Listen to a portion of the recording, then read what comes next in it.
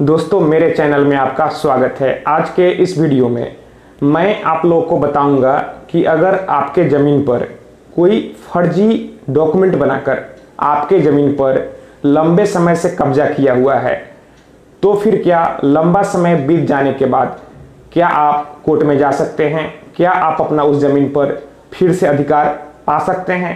तो दोस्तों इसे जानने के लिए आप इस वीडियो को पूरा ज़रूर देखें। दोस्तों ऐसा कई बार देखा जाता है कि जो दूसरा पार्टी है वह आपसे अधिक पावरफुल है, उसका जो पहुंच है ऊपर तक है, वह सरकारी कर्मचारी से साठ गांठ करके आपका जो ज़मीन है, ज़मीन आपका है लेकिन वह गलत तरीके से दाखिल खारिज भी करा लेता है और फिर आपके ज़मीन पर कब्जा कर लेता है और फिर आप यहाँ पर कुछ नहीं कर पाते हैं। आप सोचते हैं कि उसका पहुँच ऊपर तक है, आप कोर्ट में जाएंगे फिर भी कुछ नहीं होगा। फिर लंबा समय बीत जाने के बाद आपको यह एहसास होता है कि अगर आप कोर्ट में गए होते तो फिर आपका उस ज़मीन पर अधिकार वापस मिल जाता। तो यहाँ पर अब सवाल उठता है कि क्या आप कोर्ट में जा सकते हैं। तो यहाँ पर जवाब है बिल्कुल हाँ, आप कोर्ट में जा सकते हैं। आपके पास अपने ज़मीन से संबंधित जो भी डॉक्यूमेंट है आपको कोर्ट में पेश करने होंगे, लेकिन यहाँ पर आपको कोर्ट में बताना होगा कि आप इतने वर्ष कहाँ थे, आपने इतने वर्ष तक ऑब्जेक्शन क्यों नहीं लगाया।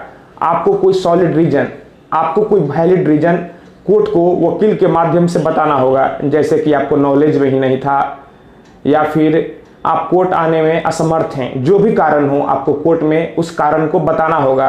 तो अगर कोई दूसरा व्यक्ति फर्जी कागजात तैयार करके अपने ताकत के दम पर आपके ज़मीन पर कब्जा कर लेता है और आप कई वर्ष तक कुछ नहीं करते हैं, आप यूं ही देखते रहते हैं, तो फिर कई वर्ष बीत जाने के बाद भी आप कोर्ट में जा सकते हैं।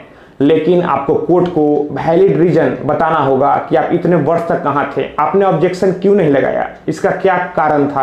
आप बीमार थे या फिर कोर्ट आने में ही असमर्थ हैं या फिर आपको नॉलेज नहीं था, जो भी कारण है आपको कोर्ट को बताना होगा। फिर कोर्ट में मामला जाने के बाद कोर्ट दोनों पक्षों को सुनता है, फिर उसी आधार पर अपना फैसला सुनाता है। तो दोस्तों मैं आशा करता हूँ आपको ये वीडियो पसंद आई होगी। अगर आपको लगता है कि यह वीडियो आपके काम की है तो फिर आप इस वीडियो को निश्चित ही अपने दोस्तों और रिश्तेदारों में भी शेयर करें।